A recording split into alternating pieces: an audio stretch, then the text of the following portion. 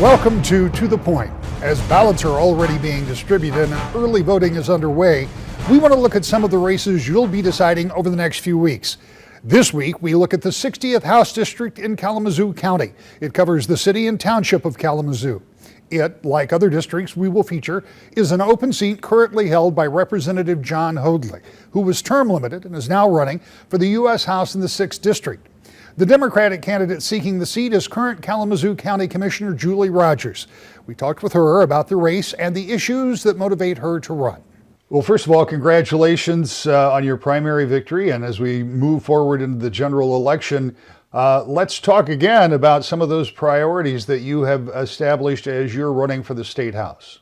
Yes, I'm very relieved to be past the primary, but we're not taking anything for granted. We do have a general election as well. So, like I said, my background as a physical therapist is really my passion and what drives me. And so trying to improve access to healthcare is probably my very top priority. I've had a number of patients lose their Medicaid because of new work requirements put on by the Republican-led legislature. And so that's a very specific policy action that I would like to reverse if I have the privilege of serving in Lansing. I just feel that people's health care should be between them and their healthcare provider, not the politicians in Lansing. That does create an interesting dilemma when some of that healthcare money is derived from state or federal money, primarily federal money, and the legislature has some purview over how it is allocated. How would you approach that, given, let's just suggest for a moment that I know Democrats are very interested in taking control of the House and only have to move a few seats, but there are no Senate elections this year. So in the best case scenario from your standpoint, you would have a divided legislature. How do you approach that, understanding that the folks down at the other end of the hall may not be as interested in that particularly the work requirements as you may be? Sure. Well, number one, it's the right thing to do, but I also recognize that there are budget constraints. And so the interesting thing to look at is that there has been some actual cost savings with expansion of Medicaid. I think we put 500,000 extra people on Medicaid when we had expanded Medicaid parameters back with I think it was called Healthy Michigan. What I found was people coming into my office were able to access, for example, physical therapy services and treat their problems in a timely fashion instead of letting things pile up. And when you don't address an issue, a physical or a mental health issue, it tends to have a snowball and a multiplier effect. Often I give the example of a diabetic with neuropathy where they can't feel in their feet and toes.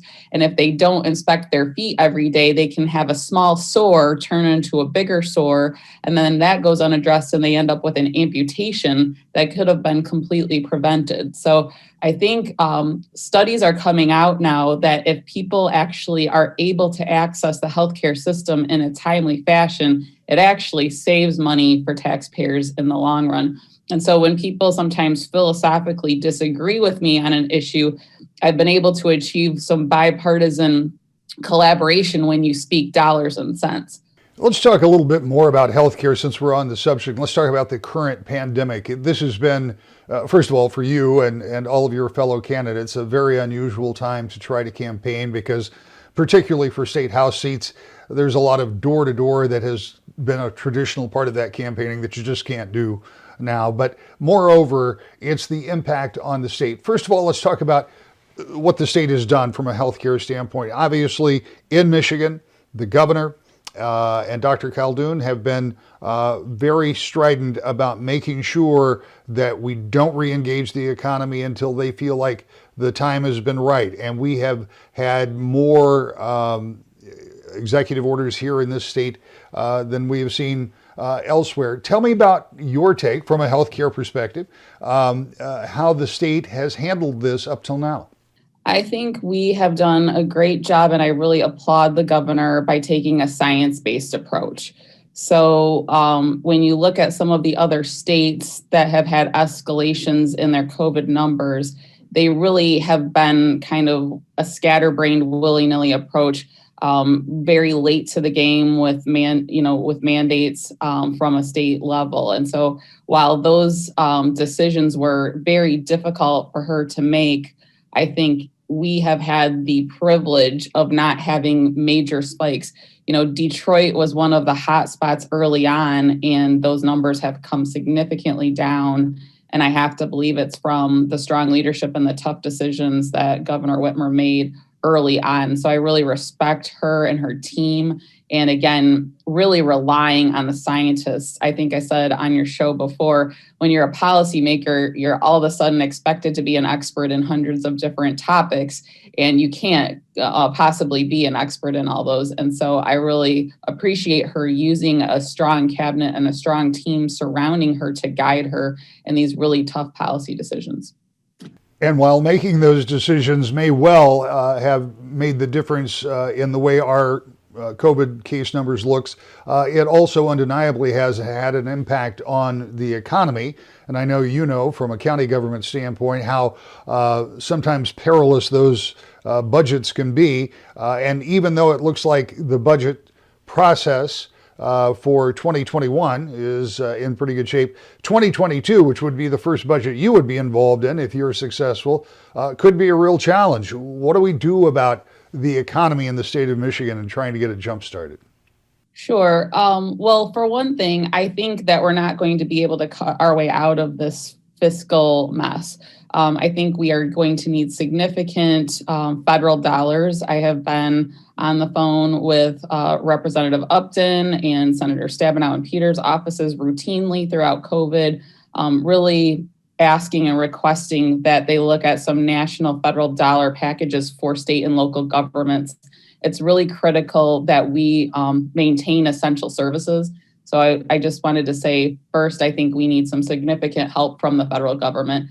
I like to say if they can afford to bail out Ruth's Chris Steakhouse, I think they can afford to make sure that we can still provide public health, 911 services, all those essential things. And then what was the first part of your question again?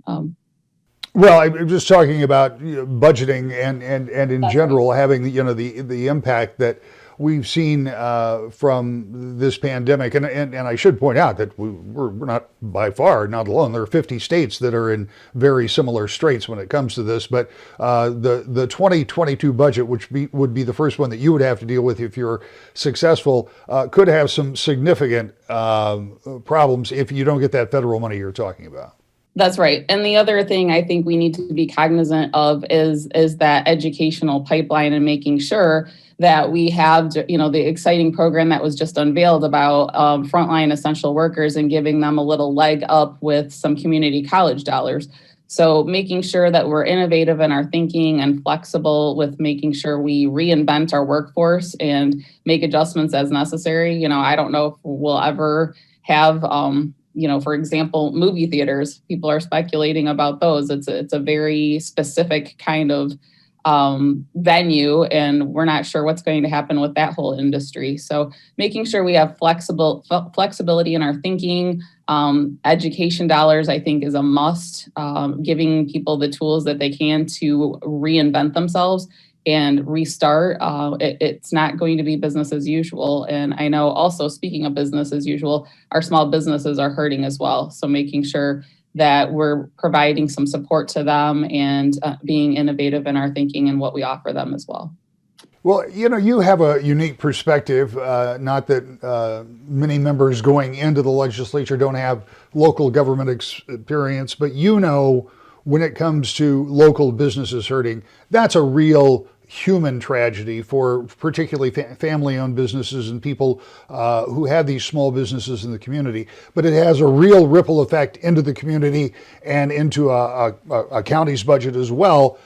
So from a statewide perspective, as you look at that happening in all of the counties, obviously some areas hurt worse than others. Is there a state role in trying to either backfill for some of those small businesses, even as you talk about movie theaters that haven't had any business to speak of for 6 months, or to backfill at least to help those counties, townships, villages, and cities with their budgets from the state level, because they're going to be really strapped too? I think so. And I was really pleased. I think on Monday night, we got some very good news about revenue sharing. So that's an example of I really appreciate the legislature and the governor saying that they're going to honor their commitment to revenue sharing to the local counties. I mean, that's critical for Kalamazoo County. It represents about four and a half, I think, yeah, $4.5–5 million a year.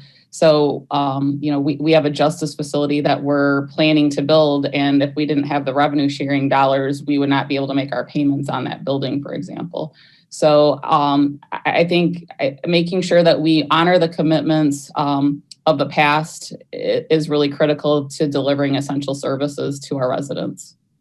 And finally, in the few moments that we have left, talk to me about what this process has been like. I know that you've run before, you've certainly been involved in politics, but this is an election cycle unlike any other. What's it been like for you and your campaign?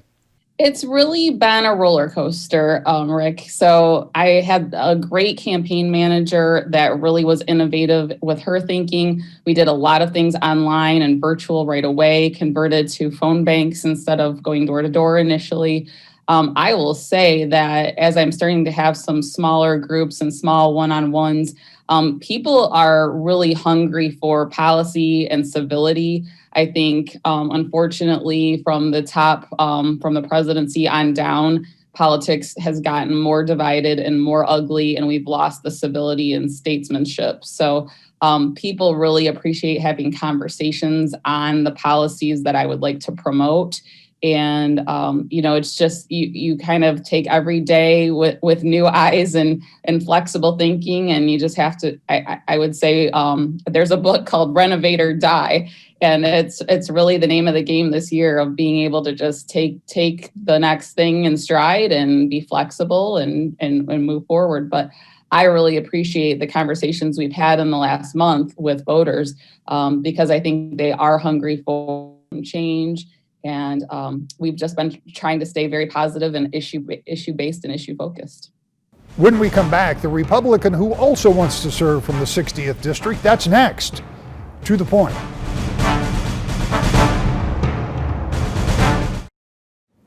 Welcome back to the Point. We continue to talk with candidates vying for the 60th House District seat in Kalamazoo County. The seat is currently held by Democrat John Hoadley, who is term limited. Republican Gary Mitchell, a PhD and realtor, wants to represent the district. We talked with him about his background and what he would like to accomplish if successful. Let's begin with the very basics. Tell me about your background. What is your professional history, your work history? What have you been doing up until this point? All right, I have a doctorate in physical chemistry. I've spent about 24 years at Dow Chemical Company doing chemical physics work for them. I led a group of researchers that analyzed products that Dow made and new products that they were developing. And then I also set up interactions with national labs in order to get other instrumentation for brand new, state-of-the-art but expensive techniques that we didn't have in-house. And we could adapt those to look at Dow products. And I retired from that a few years ago. I picked up a real estate license. I moved to Kalamazoo. Well, actually, I moved to Kalamazoo first and really liked this town. And then I picked up a real estate license. I've been buying and helping people buy and sell property. And this came up this year, and I've been hearing people keep saying, or politicians at least say that, we're making decisions based on science. Well, I'm a scientist. And I know that some of the science that they're using is not good science. It's actually, I do believe that we need somebody in the legislature in Lansing that kind of understands science and can help out there. So, and I love people and I want to help the people. So. Well, that's an interesting background and a way to get into a race. When you decided to get into this, obviously it had something to do with pandemic and science, as you explained. What was the process like for you? Have you ever run for office before? I've never even considered running for office before. This was the first time. And sure, I actually am not happy about some of how the answer to our pandemic has been going. And so, yeah, it was kind of like that. It's a little bit of I'd really like to change things, but there's also more important issues going on. We have now our schools are really disappointing. I mean, the schools now, we have 60% of the students that graduate, and then we want to go to college. They have to take remedial classes in order to get into college. There's no reason for that. We got to fix that. They also graduate and they seem not to understand any of our history, American history and American government. They don't know how the government works and why it's set up the way it is, and why that's a good thing. And that has to be fixed too. We need to just insist on that getting taught in high schools and in colleges for that matter. And so there's some other things. There's other issues too that Sure. Why, there's ways to fix our roads. Why can't we just fix them? We can fix them, but everybody uses this as a political issue. Let's get more tax money by getting people to want to fix the road. So Let's go back and take these one at a time. Let's talk about the pandemic. What was done or not done that you think should not have been done or should have been done? Well, okay. At first, I can't blame anybody for the way it was handled in the first place, because nobody knew anything about it. And we sort of just followed along in the way that China addressed the problem, which was to lock everybody up and keep them from interacting with each other, and therefore maybe the disease wouldn't get spread so fast. And there was a concern that happened over there, apparently, that they got so many patients into the hospitals at the same time that needed, intubators and other things, that really shut down their hospitals. It was really a big problem. And so it was good to do that at first, probably. But then we saw when actually, for the last few months here, I think for a while there, the hospitals were not full at all. In fact, they quit taking in patients for regular surgery, for elective surgery and so forth. And so the hospitals were actually, losing money. They were going bankrupt from this thing. And even though they were still getting $13,000 from every COVID patient they could claim. And so that was kind of awful. And the other thing is, one thing we learned pretty early on about this disease is that the people that really got sick and died from it were older and had chronic diseases. And so those are the people that we see in the nursing homes. So our governors made the proclamation that people had to, if they had COVID, they were supposed to be sent back to nursing homes. That's like the worst possible thing to do. She might not understand the idea that what happens in HVAC systems is that the return air comes in and gets mixed from all the rooms and then goes back to the whole facility. That happens in most places. And so if you have virus in one room of a nursing home, it ends up all over the nursing home. So, the thing is, she kept dragging it on and on and on. She still claims there's an emergency, which there may or may not be. But the fact that the idea for the law that was passed recently but by the legislature in 1976 here in Michigan, said that the governor should come back in 28 days and consult with the legislature, basically. And here in America, we have a system where, kind of like capitalism, where we have multiple brains working on any problem. Many people can fix it. We don't have a central planning like we have in communist countries, and we don't have a dictator. But she set up a dictatorship here in Michigan for the last 6 months or so, and she's doing all of the thinking as well as she can think, and then proselytizing what we all should do. I think it would have been a lot more sensible for her and for all of us that she would go and consult with more people about it, get the legislature involved, and so forth. Maybe some HVAC person would have told her about how that works. You're right in talking about one of the emergency laws. The other from 1945 doesn't stipulate, and she has referenced that one a number of times too. Just as a matter of clarity, there are two separate laws on the books, and the one from 1945, which is just to clarify the point that there is another law out there. Let's talk about schools. You want to teach? Yes. Go ahead. Well, go ahead. You want to Yeah, talk? I agree that the 1945 law is never ending. Right. Any governor can come into office and say, hey, there's an emergency, and and be a dictator for the whole 4 years that person is in office. And so it's a good law to get rid of, to repeal. I can't believe that the legislature in 1976 didn't repeal that as the first line of their new law, but they didn't. So here we are. Moving on to education, you talked about a number of things you would like to do. How would you enforce a curriculum? You talked about some specific things that you would like to have taught in schools, even in college, talking about the way our form of government and how it works, and could explain things like the 1945 law that the governor has used. How would you do that? How would you you encourage or require schools to include that in a curriculum? So one thing that's been suggested by other people, not by me, but I think it's a good one, is, at least for a start, it's only a start probably, but is to require that students, in order to graduate, have to be able to pass the citizenship test that every new citizen of the United States has to take before they become a citizen. And that includes a lot of American history and government, as I understand it. So that would be a quick fix.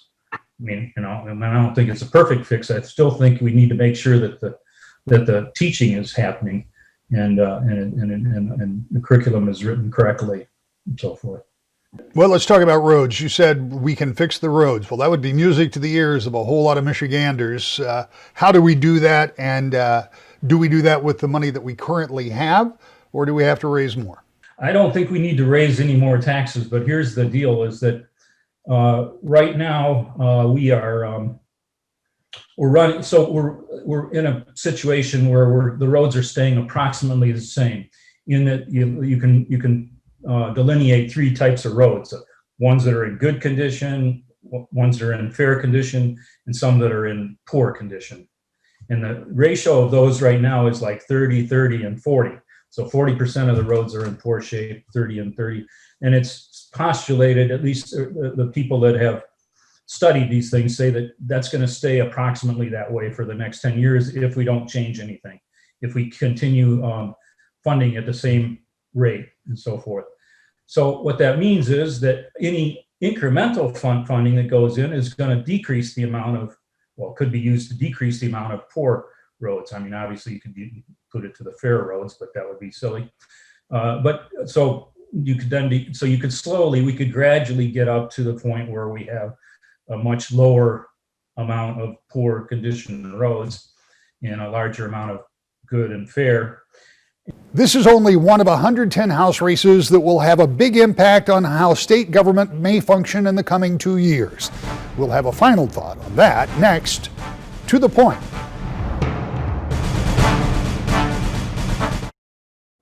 This year's election cycle will produce a lot of important outcomes. Who will be the next president? Which party will control the U.S. House and Senate? And significantly, which party controls the Michigan State House? It's narrowly divided now, with Republicans in charge and hoping to stay in the majority. But Democrats have their sights set on what they think are vulnerable seats to flip the House. It's a storyline that we'll keep following when you join us every week. To the point.